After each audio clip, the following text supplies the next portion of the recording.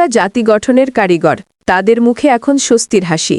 বেসরকারি শিক্ষা প্রতিষ্ঠানের এমপিওভুক্ত শিক্ষকদের বাড়ি ভাড়া ভাতা বাড়ানোর সিদ্ধান্তে আন্দোলনরত শিক্ষকরা শ্রেণীকক্ষে ফিরবেন বলে আশা প্রকাশ করেছেন প্রধান উপদেষ্টা অধ্যাপক মোহাম্মদ ইউনুস। তিনি বলেন, শিক্ষকরা ভবিষ্যৎ প্রজন্মকে গড়ে তোলার দায়িত্বে আরও নিবেদিত হবেন বলে আমরা আশাবাদী।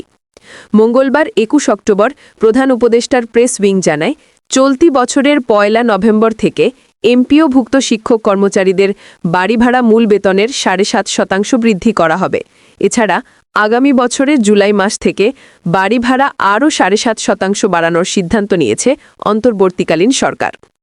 এর আগে এমপিওভুক্ত শিক্ষক কর্মচারীদের বিভিন্ন দাবিদাবা নিয়ে প্রধান উপদেষ্টার সঙ্গে ধারাবাহিক বৈঠক করেছেন শিক্ষা উপদেষ্টা অধ্যাপক ড সিআর আবরার, অর্থ উপদেষ্টা ড সালেহুদ্দিন আহমেদ এবং পরিকল্পনা উপদেষ্টা ওয়াহিদুদ্দিন মাহমুদ।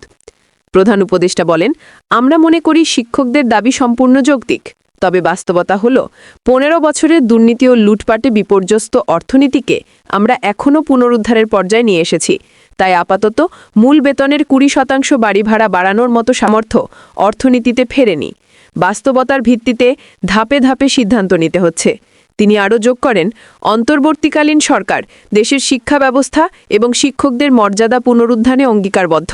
আমরা চাই শিক্ষকরা শ্রেণীকক্ষে ফিরে শিক্ষার্থীদের মধ্যে আলোর দিশা ছড়িয়ে দিন।